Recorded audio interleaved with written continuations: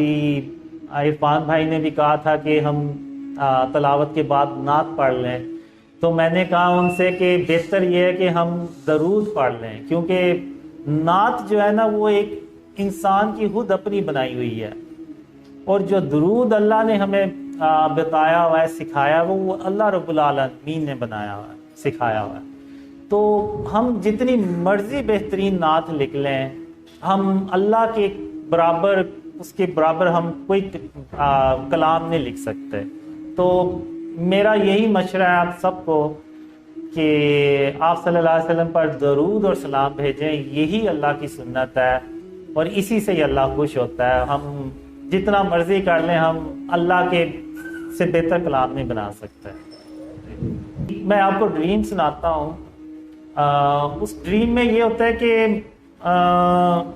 میں اللہ سے کہتا ہوں کہ یا اللہ میں جو ہے نا وہ ایسا ہی ہوں، نماز پڑھی نہیں پڑھی نہ پڑھی، اور کوئی نیک کام تو میرے لیے ہے ہی ویسے ہی مشکل ہے، تو مجھے کوئی ایسا شارٹ کٹ بتا کہ جس سے تو خوش ہو جائے اور تو مجھے کبھی اکیلا نہ چھوڑے۔ تو اللہ نے مجھے کہا کہ قاسم تم یہ 3 کام کرتے رہو، میرا تم سے وعدہ ہے کہ میں تمہیں کبھی اکیلا نہیں چھوڑوں گا، تم جہاں کہیں بھی ہوگے، جس جہان میں بھی ہوگے، میں تمہیں کبھی اکیلا نہیں چھوڑوں گا۔ تو اللہ نے پہلا جو عمل بتایا مجھے وہ یہ کہ شرک اور اس کی اقسام سے اپنے آپ کو بچاتے رہنا، اور کیا قاسم میں قیامت کے دن جس کے چاہوں گا گناہ بخش دوں گا، لیکن میں شرک کبھی معاف نہیں کروں گا، اور قاسم اس غلط فہمی میں کبھی مت پڑنا کہ میں قیامت کے دن شرک معاف کر دوں گا۔ یعنی اللہ بہت بار ریپیٹ کرتا ہے اس چیز کو۔ اور دوسرا اللہ نے مجھے بتایا کہ صبح و شام میری یعنی اللہ رب العالمین کی تعریف کے ساتھ تسبیح کرتے رہنا۔ اور تیسرا کام اللہ نے مجھے یہ بتایا کہ قاسم محمد صلی اللہ علیہ وسلم پر درود اور سلام بھیجتے رہنا۔ تم یہ 3 کام کرتے رہو، میرا تم سے وعدہ ہے، میں تم جہاں کہیں بھی ہو، جس جہان میں بھی ہوگے، میں تمہیں کبھی اکیلا نہیں چھوڑوں گا۔ تو پھر وہی یعنی عید میلاد ایک خاص دن مقرر کرنا نہیں چاہیے ہمیں روز جب بھی یاد آئے ہمیں محمد صلی اللہ علیہ وسلم پر درود اور سلام بھیجنا چاہیے، اور یہ اللہ کو بہت پسند ہے۔ اور آپ یہ دیکھیں کہ خاتم النبیین محمد صلی اللہ علیہ وسلم، ان کا نام اللہ نے اپنے نام کے ساتھ خود لکھا ہے۔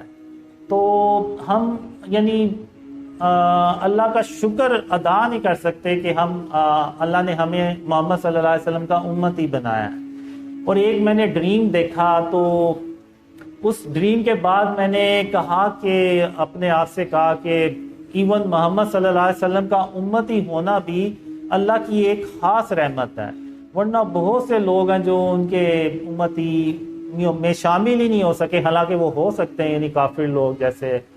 تو اس ڈریم میں میں نے یہ دیکھا کہ جو خاتم النبیین محمد صلی اللہ علیہ وسلم کا جو قد ہے نا، وہ اللہ کے عرش تک چھو رہا ہوتا ہے۔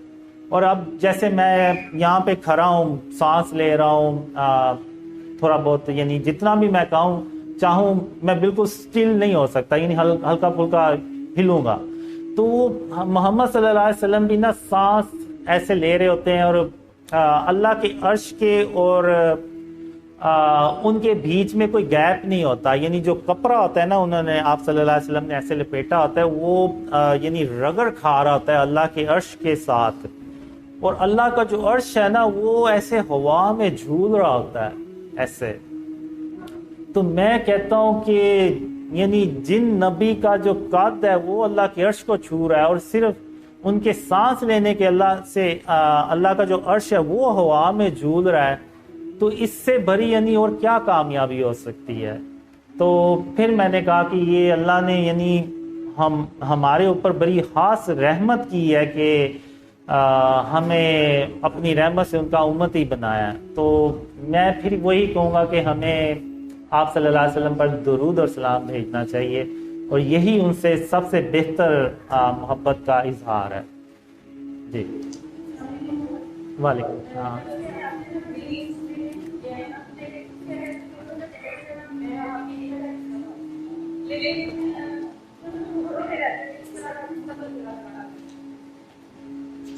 میں جو بھی ہوتے ہیں میں بس ان کو یہی کہتا ہوں کہ آپ آن لائن جو ہے نا وہ ڈریمز شیئر کریں زیادہ سے زیادہ. جیسے ہمیں سارے پلیٹ فارمز جو ہے نا ان کو یوز کرنا چاہیے.